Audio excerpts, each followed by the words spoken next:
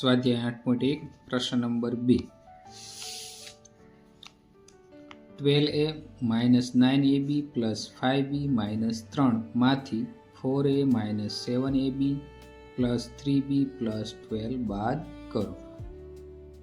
ટૂંકમાં ઉપરની રકમમાંથી આપણે નીચેની રકમ શું કરવાની છે? બાદ કરવાની. તો આપણે અગાઉ કર્યું તેમ પહેલાં આપણે શું લખી નાખશું? અને કાઉન્સમાં લખી નાખશું. તો શું લખશું?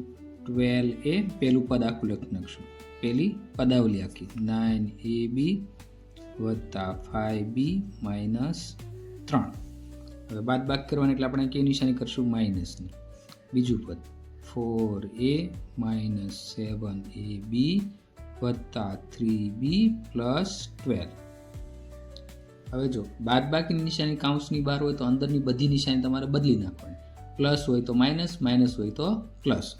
તો આપણે પહેલાં લખી નાખશું 12a માઇનસ 9ab વત્તા 5b માઇનસ 3. હવે જો આ કાઉન્સ બાર માઇનસ નિશાની એટલે અંદર નિશાની ફરી જશે. હવે આ 4a કેવું છે? 4a પ્લસ છે તો એ શું થઈ જશે? Minus 4a. માઇનસ 7ab તો માઇનસ છે તો એ શું થઈ જશે? પ્લસ 7ab પ્લસ 3b આ પ્લસ છે તો એ શું થઈ જશે? Minus 3b.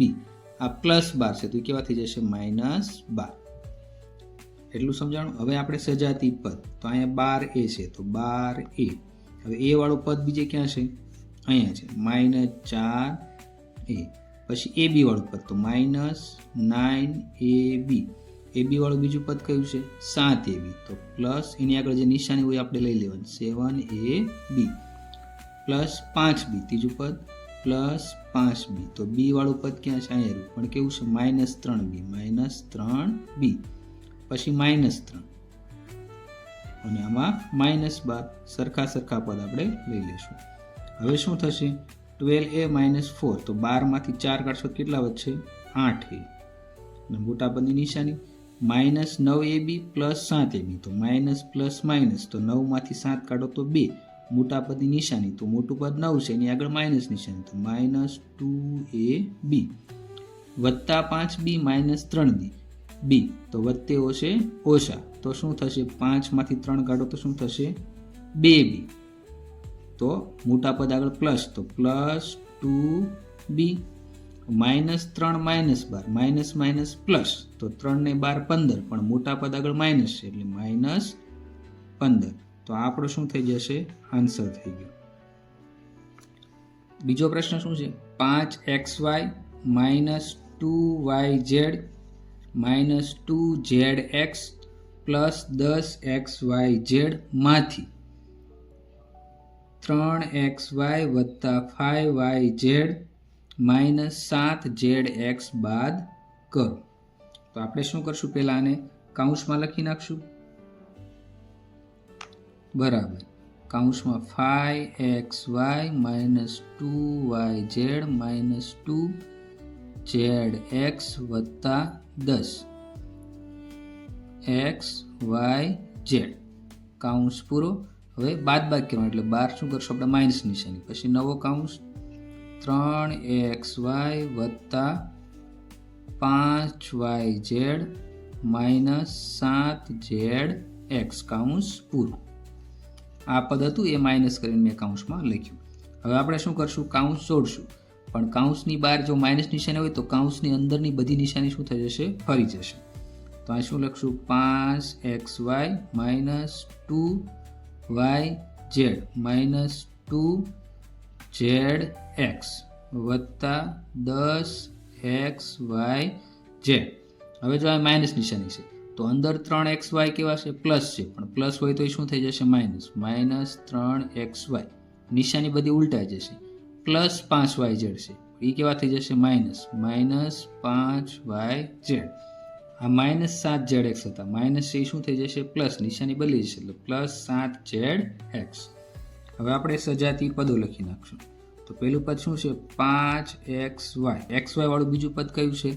Minus 3xy. તો એ લખી નાખશું માઇનસ 3xy. હવે ત્યાર પછી 2yz તો 2yz. તો yz વાળું બીજું પદ કયું છે? માઇનસ 5yz તો માઇનસ 5yz. પછી કયું છે? zx વાળું તો માઇનસ 2 ઝેડ એક્સ, તો ઝેડ એક્સ વાળું બીજું પદ આપણી પાસે છે, હા, તો પ્લસ 7 ઝેડ એક્સ વાળું. ત્યાર પછી એક કે પદ વધ્યું છે આમાં, જો એક્સ વાય ઝેડ વાળું કયું છે, plus 10 x y z, plus 10 x y z. આપણે સરવાળો બાદ બાકી કરશું, તો 5 x y minus 3 x y, તો કેટલા વધશે, 2 એક્સ વાય. પછી minus 2 y z minus 5 y z, તો બંને minus minus minus minus plus થશે, તો 2 ને 5 7 થશે, પણ મોટું પદ 5 છે, એની આગળ માઇનસ નિશાની, તો માઇનસ 5 પ્લસ 2 એટલે 7 વાય ઝેડ. પછી ઝેડ વાળો 2 ZX પ્લસ 7 ZX, તો માઇનસ પ્લસ માઇનસ, તો માઇનસ 2 વત્તા 7, તો 2 માંથી 7 કાઢો એટલે 5, મોટું પદ 7 છે, તો એની આગળ પ્લસ નિશાની, તો પ્લસ 7 ZX. પછી શું વધ્યું, 10 XYZ એમના. દાખલા number C, 8 minus 3P minus 11Q plus 5PQ minus 2PQ square plus 5P square Q માંથી 4P square Q minus 3PQ plus 5PQ square minus 8P plus 7Q minus 10 બાદ કરો. તો આમાં આપણે કંઈ ડરવાની જરૂર છે નહીં. આપણે શું કરવાનું, સરખા પદ લખી નાખવાનું, પછી બાદ બાકી કરવાની. તો પહેલાં આપણે કાઉન્સવાળું પદ લખી નાખશું, બરાબર.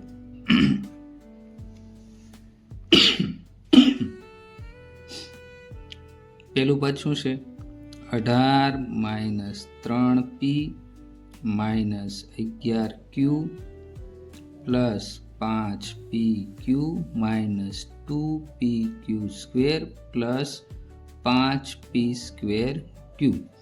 કાઉન્સ પૂરો. હવે બાદ બાકી કરવાનું, એટલે આપણે અહીં શું કરી નાખશું, બાદ બાકી નિશાની, અને બીજું પદ લખી નાખશું આપણે અહીંયા 4P square Q minus 3PQ plus 5PQ square minus 8P plus 7Q minus 10.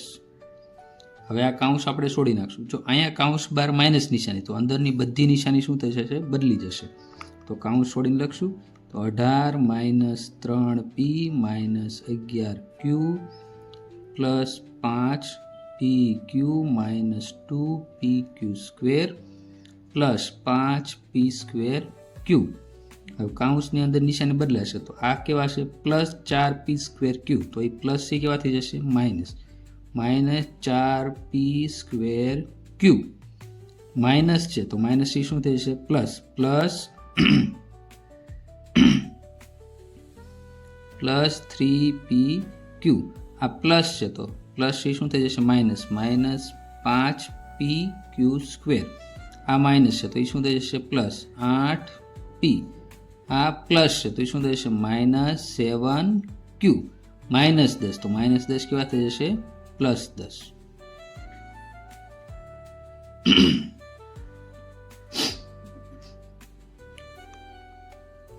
હવે આપણે સજાતી પદ લખશું, તો 18, તો ખાલી આંકડાવાળું પદ છેલ્લે ક્યાં છે, જો આ 10, તો 18 પ્લસ 10, એને આગળની જે નિશાની હોય આપણે મૂકવાની. પછી માઇનસ 3P, તો ખાલી P વાળું પદ ક્યાં છે, અહીં પ્લસ 8P, તો પ્લસ 8P માઇનસ 11Q, તો 11 અને આ Q. હવે Q વાળું પદ ખાલી હોય એવું ક્યાં છે, આ માઇનસ 7Q. પછી શું આવે છે, પ્લસ 5PQ, પ્લસ 5PQ. તો PQ વાળું બીજું પદ ક્યાં છે, આ પ્લસ 3PQ, પ્લસ 3PQ થશે. 3PQ લખી નાખ્યું. પછી આપણે શું આવશે, માઇનસ 2PQ સ્ક્વેર, તો માઇનસ 2PQ સ્ક્વેર. હવે PQ સ્ક્વેર વાળું બીજું પદ કયું છે, અહીંયા જો minus 5PQ square, minus 5PQ square. ત્યાર પછી કયું છે, પ્લસ 5P સ્ક્વેર Q, અને એની બાજુમાં તે જો માઇનસ 4P સ્ક્વેર Q થશે. તો આ સ્ટેપ લખીને હવે આપણે બાદ બાકી કરશું. તો 18 પ્લસ 10 એટલે કેટલા થઈ ગયા, 18 ને 10 28. માઇનસ 3P પ્લસ 8P, તો માઇનસ પ્લસ માઇનસ, તો 3માંથી 8 કાઢશો તો કેટલા વધશે? 5. પણ મોટું પદ 8 છે, એની આગળ પ્લસ નિશાન, એટલે અહીંયા પ્લસ 5p. -11q -7q, તો માઇનસ માઇનસ પ્લસ, તો 11 ને 7 18, અને મોટા પદ આગળ માઇનસ નિશાન, એટલે -18q. Plus 5pq plus 3pq, તો 5 ને 3 8, તો પ્લસ 8pq થઈ ગયું.